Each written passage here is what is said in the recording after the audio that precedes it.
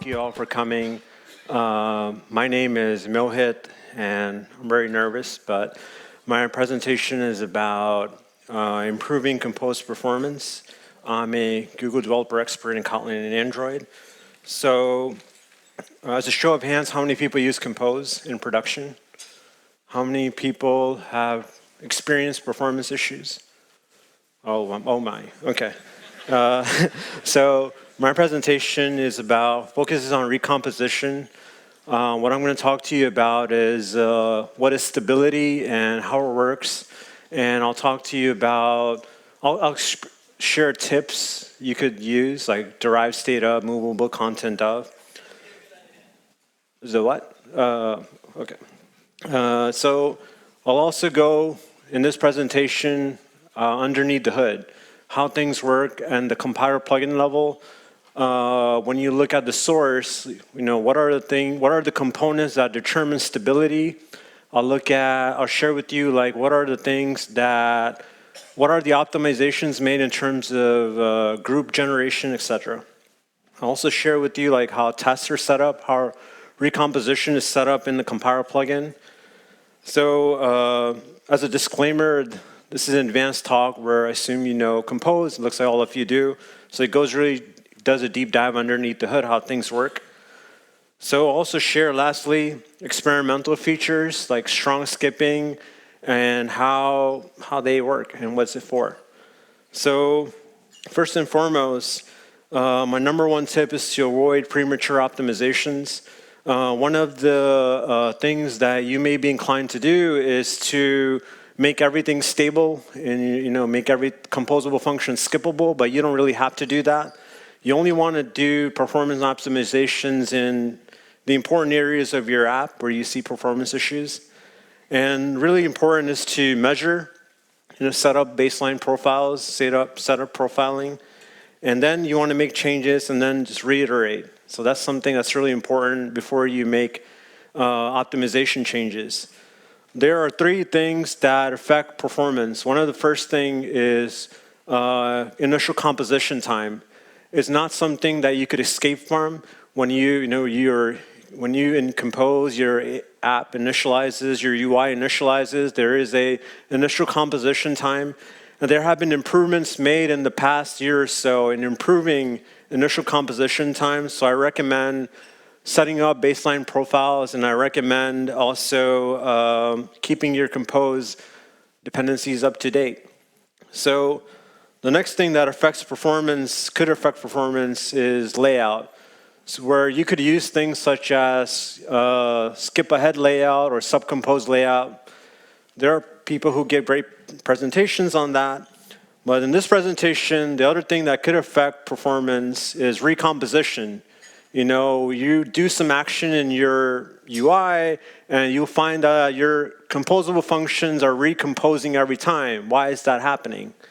So let me first give you some background. Every time a frame is rendered, the first thing that happens is that your composable functions go through a process, a set of transformers to create a tree like this. And then the next thing that happens is that your UI gets laid out. We lay out how are we going to arrange things?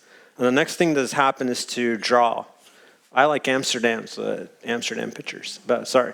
So the next thing so these are three phases that you go through. And with recomposition, you're able to skip the composition phase. But there are things that could prevent that. And one of the things that has to do with is stability, the stability of your types that you're using. And what I want to go into now is understanding stability and how it works underneath the hood. Understanding the consequences of using unstable types. So stability is important. Stability is also important in life, just as much as Compose. Stability allows you to skip the execution of composable body. And let me give you a very, very simple example. And I gave a simple example, not to make it complicated, but to get the point across.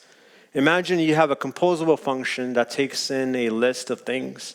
And I go through the column, I make a column, and I go through and make a row. So it's a very, very simple example of a list. And my type looks like this. And the reason why I made the type like this, I'll go over why. You have a var name, a mutable name, you have a list of friends, and then you have an external type that I'm using there. And the question is, what happened? What are the consequences of these things? So if I were to generate like a flame graph, and I would find that the first 3 frames are good. But as your list gets much more complex, you'll see that there's a lot of small boxes here, which means that there's a lot of time that's being spent on recomposing the row. And it has to do with stability. And now, I guess the genesis for this talk is that I worked a lot on performance, and I worked on investigating this in a very much more complex UI. So I saw these same patterns in it, and I'm trying to illustrate that with a simple example. So the other question is, what makes the type stable? One is immutability. The models that you give to a composable function, you want to have as much immutability as possible in there. And the next thing is observable immutability that you could have, for example, using mutable state. So in the model that I was passing to that composable function, what were the things that are a problem? The problem is, one is that I have a mutable type right here, which is not good. And the next thing that I have in this example, I have a generic list type that I'm using. That's also a problem. And the other thing is that I'm using an unstable external type. And when you add those three things together, Compose looks at this model and says, what's going to be the stability of this? All these problems together define the stability of this type right here. So now, let's look underneath the hood. When you use an unstable type like that, you're basically going to start recomposing every time. Your composable function won't be skippable. So let's look at underneath the hood. What are the implications of that code that I showed you? What does it look underneath the hood? Underneath the hood, in the compiler plugin, there's utilities that allow you to take a composable function, the one that I just showed you, feed it into a transformer, and then you can look at the transformed IR. Oh, by the way, this is part of the talk where we go deep dive. So what is the generated IR code? What group gets generated here? What's the bit masking logic that gets generated here? And what happens with the unstable types? How does that affect it?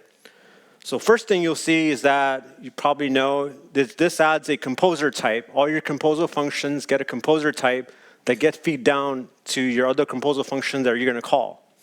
So the first thing, this composable function is restartable. There are 3 types of groups in Compose: restartable group, movable group, and replaceable group. They all get added for different reasons. You have a restartable composable function. So if you use a remember inside of a composable function, you're going to see a restartable group get created. So that's what this is doing.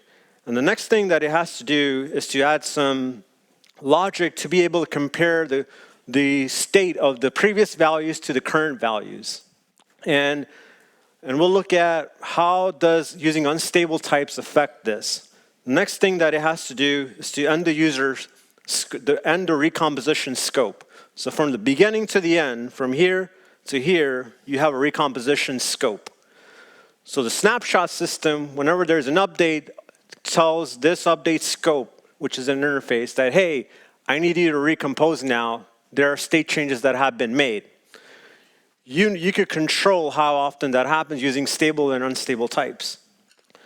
So these are the problems in this type over here. And what happens underneath the hood is that this affects how your skippable logic works, how this bit masking logic works.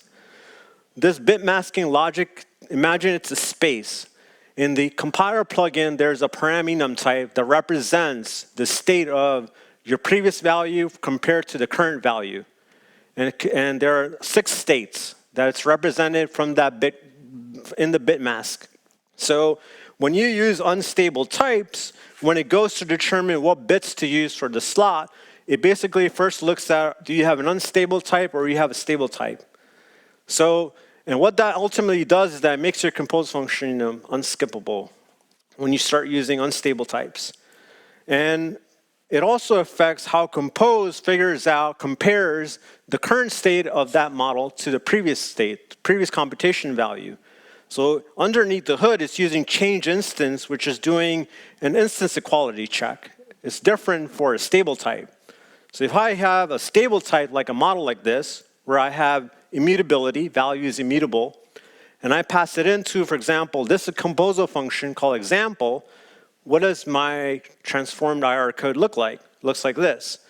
You can see there's a difference there in how compose is comparing basically the current state to the previous one, the previous computable value. And it's using this change method, which does underneath the hood an object equals check. So there are three conditions that make a composable function unskippable. One, you have the stable parameter values are different. That's what this composer.change check is doing. The other thing is that there's a call called composer.skipping if it returns a false. And the third thing, which is what makes your compose function skippable, is are you using any unstable types? Let me give a caveat there, is that you could have an app, and I experienced this, where you have a vast majority of composable functions where 90%, 99% of them are restartable and unskippable, but you could still go a long way with that. It's when you start creating something complex and you start seeing jank and you start seeing recomposition, that's where you need to step in. So here, in the compiler, you could ask the compiler, give me a report of your unstable types. And that's something that's really helpful. Of course, you could look at Android Studio in the debug menu, but you could also get a really good compiler report across all your modules. And how do you do that? How does that work underneath the hood? How does the compiler give you metrics around what composable functions are unskippable? And how many groups are you using? How does the compiler tell you how many lambdas were memoized? That's also something to understand. If you start using unstable types, will your lambdas get memoized? So underneath the hood, when you look at the compiler plugin, and I recommend a compiler plugin is well written and everything is separated out into different components, and the tests are so good that it really helps you to understand how it works. When I showed you the example of the composable function, and it goes through a set of transformers, which figures out stability, goes to transform the code, add the skipping logic, all of these different transformers, they all get injected with a module, which basically keeps track of all these different metrics, how many restart groups are being created. So this is the interface that's used to keep track of this information called module metrics. And inside of it, it keeps track of this information of how many skippable functions you have, how many read-only functions you have, which is really good when you want to go underneath the hood and start to optimize things. And by the way, another thing is that what I'm going to share with you are small optimizations you can make. And when you have 100 composable functions, they all add up to make a difference. So when you could take a release build, and our release builds are where you do this with. You take a release build, there's a compiler flag that you could set in your build script, and then you could generate basically a statistic report. So when you look at this report, this is a SAT report where you don't have any stable classes. You got things that are memoized lambdas, and from here you can start to make optimizations. But only do this, when you see issues. So you could add this flag right here to get this metric. That's what performance does. So, is this on? Can people hear me? Oh, no.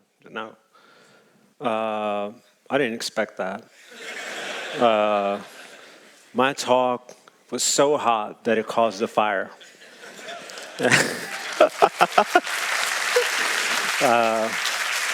Thank you. Thank you for clapping at my awful joke. I have 20 minutes, so here it goes. So we were talking about how to tell the compiler to generate metrics, like how many of your composable functions are skippable and not skippable. And what you could do is that something you could do to get a generated report like that is to create a release build, and then you could generate a compiler report, then you could compare the metrics before and after. So let me show you, this is the report that I'm talking about. Look at that. And this is how you do it. Tell the compiler to generate a report like that. It's beautiful. And when you generate a report, the compiler could tell you which of your types are stable. It gives you a CSV or a JSON, a text file, which looks like this. So this is useful information. So the question is, how is stability determined underneath the hood? We were getting to the good parts. So stability, the way it's determined underneath the hood is that there's a transformer that goes in and looks at the code and it synthesizes an annotation and figures out how many of your parameters are stable. And it looks like this. In this case, I have no parameters that are stable. And what I'm going to do, this transformer, it utilizes a component called stability inferencer. And the way stability is modeled underneath the hood is by using a seal class. Seal classes are beautiful. And they look like this. Here, this is stability type. This is internal to the compiler. You can't use it from the app. But inside, you have different ways to model stability.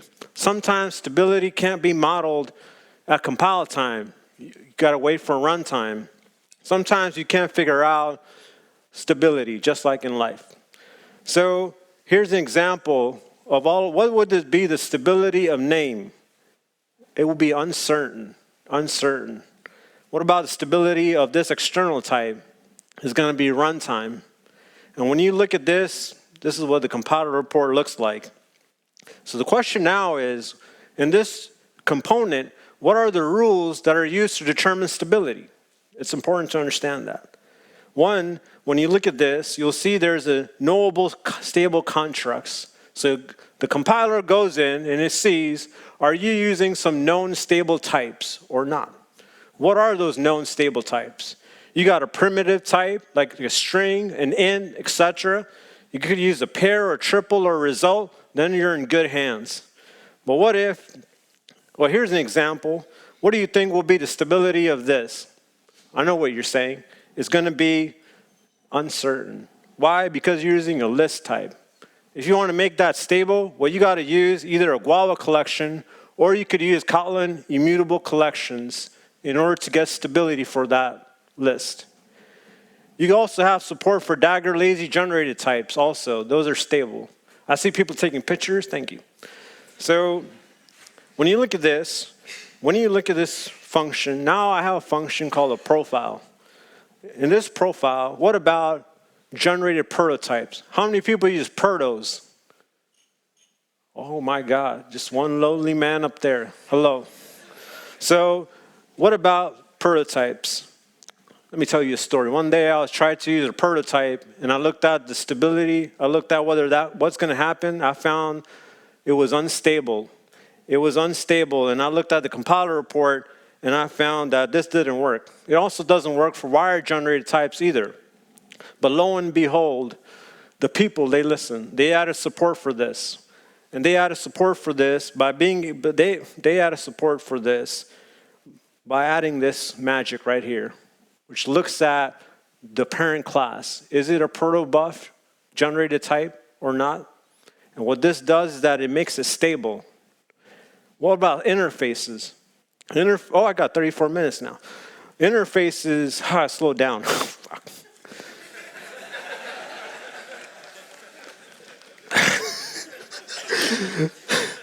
Okay, this is the last update on your time, thank you. What about interfaces? Interfaces are unknown. It's poor interface. Interfaces are unknown. What about if you're using a generic type like this where you have a pair? You got two classes right here. What do you think? Can anybody shout out? What do you think is going to be? Is this going to be stable? That's it. Yes, anyone knows. What do you think is going to be stability? Runtime? Compile time? All right. I hear a lot of things, which is good, but it's going to be runtime. And if you got it right, pat yourself in the back. So, wow, that's a lot, right? That's a lot. That's a lot of rules. What about external types like that local datetime you saw long ago? What about this? Well, this is a problem. This is a doozy. When you look at this, how do you fix this? You could add an annotation. You could tell the compiler plugin it's going to be all okay. And when it looks at this annotation, this is the first thing it looks at, the first rule that gets matched. And this is what people do a lot. They add, let me show you this. They use a stability marker for this.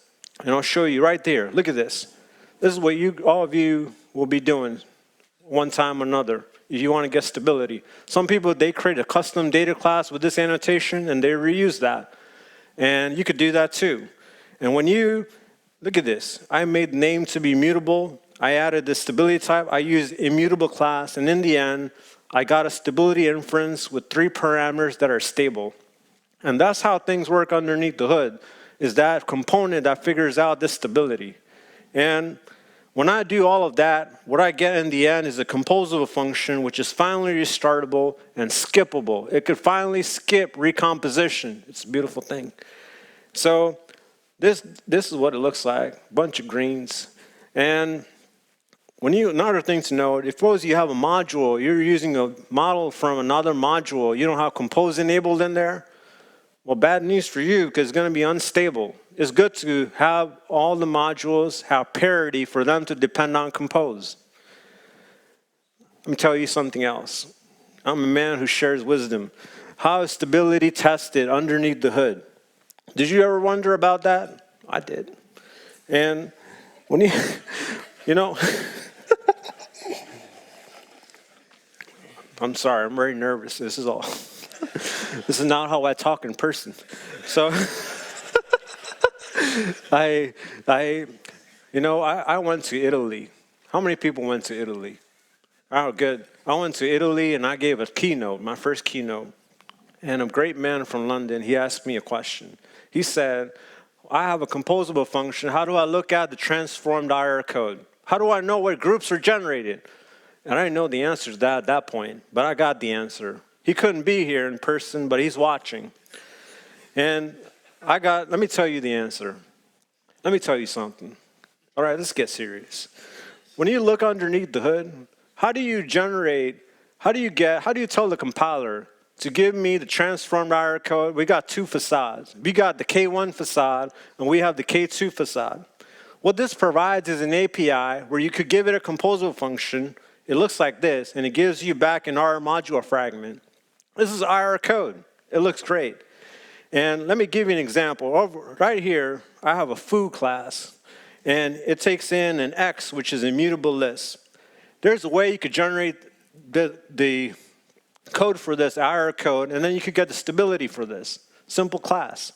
The way you do it is that you basically tell the stability inferencer, you use the facade, and you give it the IR module descriptor. And then you figure out, give me the stability of this, damn it. And it gives you the stability. Let me tell you why this is good to know. See, I'm a man, it's good to be a person of curiosity. It's good to go into the compiler plugin and play around with this. It's easy to check out the code. You can play around, determine whether certain classes are stable or not. That's why I'm sharing this. There's a utility that really does this all for you. And the way the compiler has rules, the way it tests stability is like this. The first argument is your source code. Imagine creating a class, whatever class you want. And then the second argument is whether it's stable or unstable, one of the seal class subtypes. That's how stability is determined underneath the hood. There are strategies you could take. After listening to all of that, the first thing you could do is to use stable types. You could add the stable markers, add stable, add immutable. The last thing that you could do is you could also add a non-restartable. You could also make your composable functions to be non-restartable. Let me pause there. I need a breather. Oh, I ran out of water. Oh, got some in here. Sorry.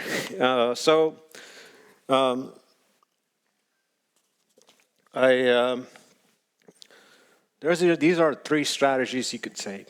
You could look at your types, models you pass in, and you could add those annotations, determine whether are you using any known stable constructs.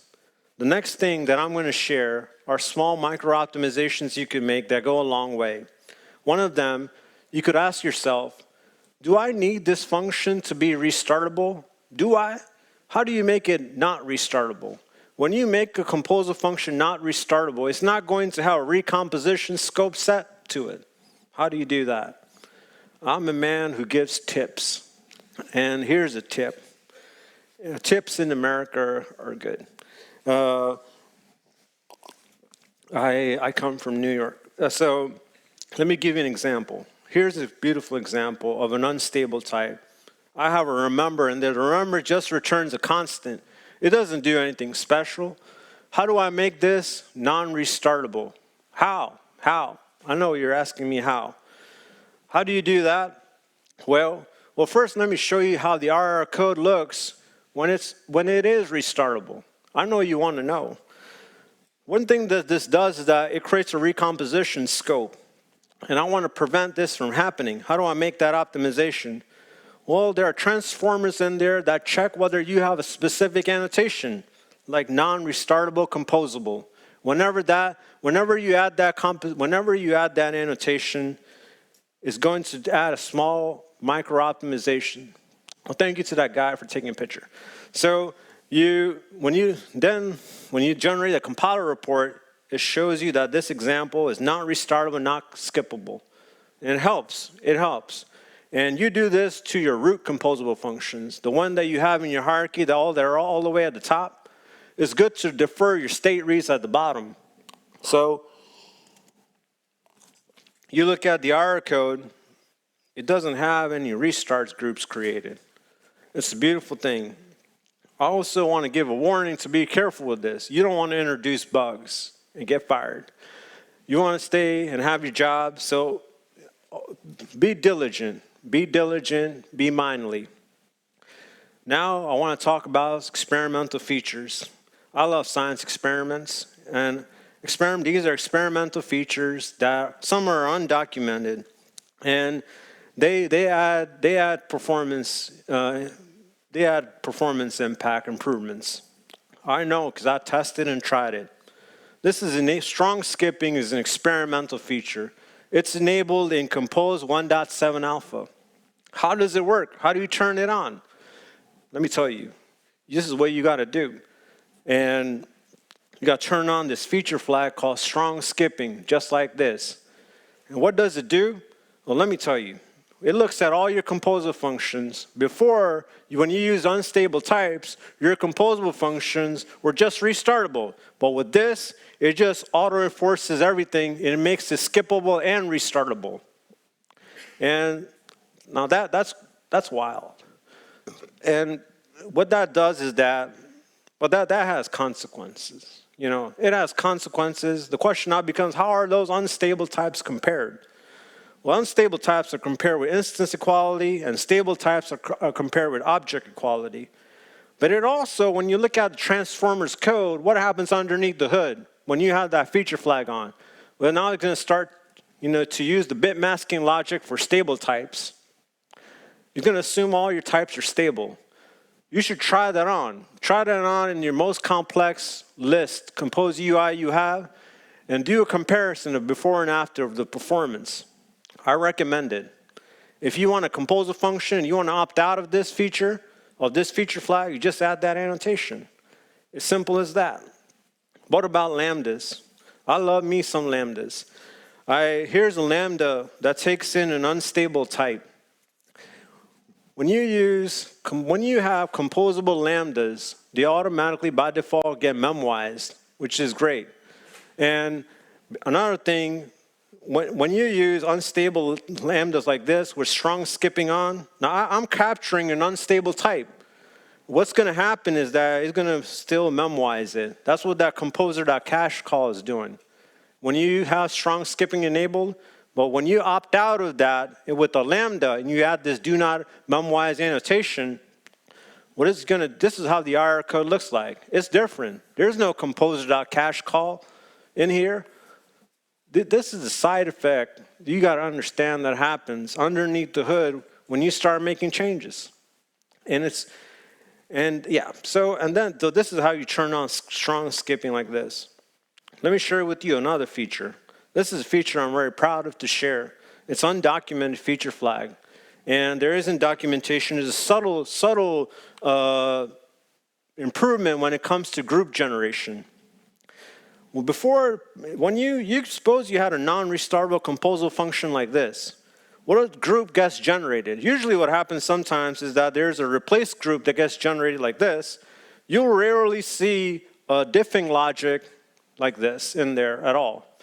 But you will see some group controls added like this. So you have if and else check. There's a movable group that gets created. Imagine you had a list of composable functions. A list displays. Imagine you had a column that displays a list of things. When you do items, what group does it add? It adds a replaceable group. So after you turn on this feature flag, what happens is that it basically, what the optimization does is that for non-restartable functions, it's not necessary to create this replace group. And what it will do is not omit this movable group right here. It makes this more mandatory. And that's a small micro improvement that you'll see in the compiler plugin. So those are two experimental features that you should try out. Specifically try out strong skipping where you have performance issues. Not more people taking pictures. So let me lastly talk about two things. I still have time, thank God. And I want to talk about using move content of. Sometimes you want to display a UI for portrait and row. And you have a composable function, but you want to reuse it and you want to remember the state. It would not be a good idea to redo the state, would it? It would not be a good idea. And how does this work? So over here, I have some type of state right here, and I want to reuse the content for row and column. In order to do that, all I have to do is wrap my content in this function called movable content of. This is a very good optimization to prevent recompositions. Very good optimization. In this optimization, underneath the hoods, the nodes get preserved. When you go from a column and row, you change that parent composable functions. The Christmas tree looks the same. All the nodes at the bottom of the parent they all get preserved and transfer over. How does the compiler plugin remember all the state? So the way it works underneath the hood is that there's a utility that allows you to test recompositions. The utility, there's a custom coroutine scope, which allows you to revalidate a tree. It allows you to test recompositions. And I'm going to show you an example. Here I have a heading and a content.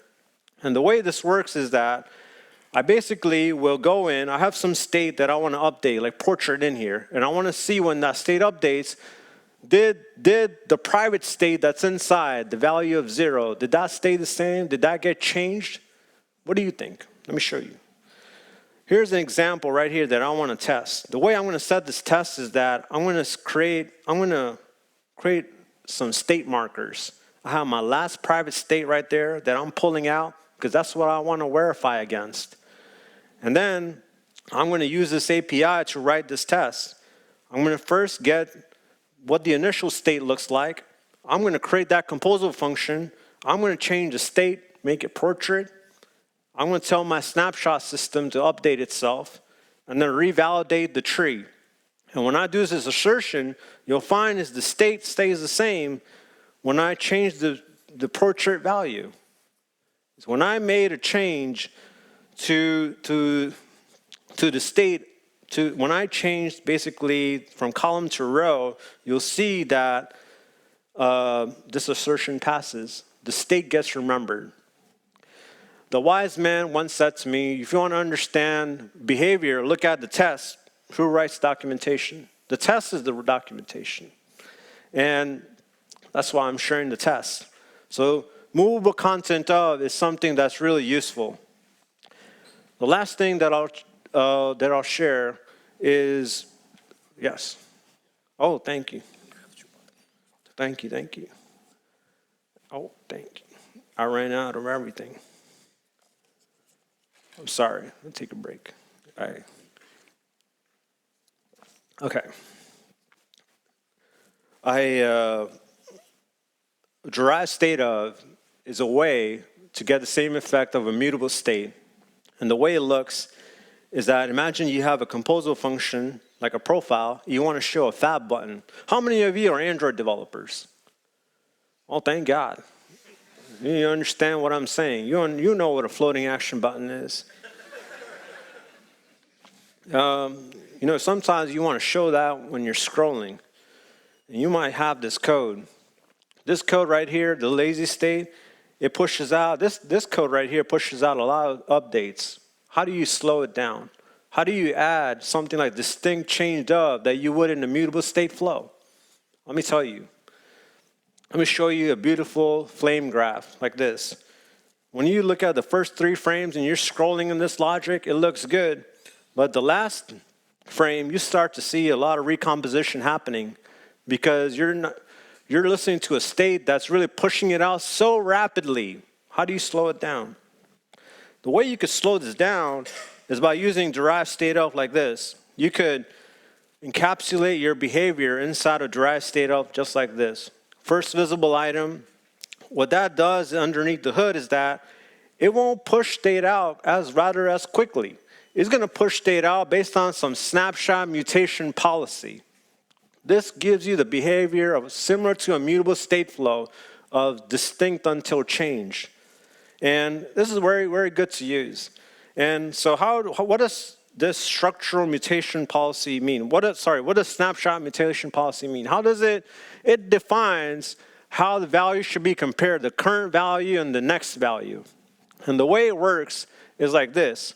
There are 2 types of snapshot mutation policies, referential and structural. Let me give an example of how this works. The way this works is that, imagine, and I'll give you an example of how snapshots are tested inside the compiler plugin. Did you know that there is an observer inside the plugin that allows you to observe reads and writes? There is. And the way it works is that there's an API that you could listen to observe reads, to be able to get notified of changes. And the question is, how is the behavior of a derived state of tested? How does it work underneath the hood? So here is a utility called run simple test that I could utilize in the compiler plugin that sets up the snapshot test observer for me. It basically tells me whenever a read happens, it invokes that block right there. Whenever notifications are updated from the snapshot observer. And the way it works, it looks like this. Imagine I have some state, which is a list at a value of 1. And I have some derived state of, and I'm listening to the state, and I'm using referential equality. How does that work? So I'm going to have some state right here that gets updated called changes whenever I observe or read from the snapshot. So when I go and I try to change the state to a new list and I try to update it, what do you think would happen? Let me ask you a question. Do you think the changes plus plus is going to execute? Do you think the changes value is going to execute? Can anyone raise hands and tell me that that's going to execute? Oh my God, no one raised their hands. You think it's not going to execute? Can you raise hands if you think it's not going to execute? Oh man, no, there's no option C. Well, let me tell you something. I know what you're thinking, and I know what you're thinking. What the hell is he talking about? Well, when you use referential equality check, what's going to happen is that when you try to observe a state read, this value changes equals 0, gets incremented. Because I'm using referential equality, I'm not using object equality. And what happens is that I'm initializing this state value to a new list. And it sees a change, basically, because I'm using referential equality. And it updates that value. Well, if I'm using basically, on the other hand, structural equality, which does an object equality check, what happens underneath the hood is that this state right here, changes won't get incremented, and it's going to stay the same when I execute this code. So that's what the behavior of structural equality is on the other hand. It uses object equality. I want to close off by saying certain things. First, I want to say what a wild ride this talk was. I want to say to avoid premature optimizations, when you go and analyze your code, you don't want to do everything that I'm telling you all the time. You want to do it in the places where you see the performance problems. That's important. It's important to measure, improve, and then inspect. I do apologize that I about what happened. So I hope at least there was something that was useful in this talk. I wanted to talk here in this conference for the past 10 years. It took 10 years to get here. And it means so much to me for JetBrains, for Kotlin Conf, for this opportunity to present here. And thank you so much. That's it.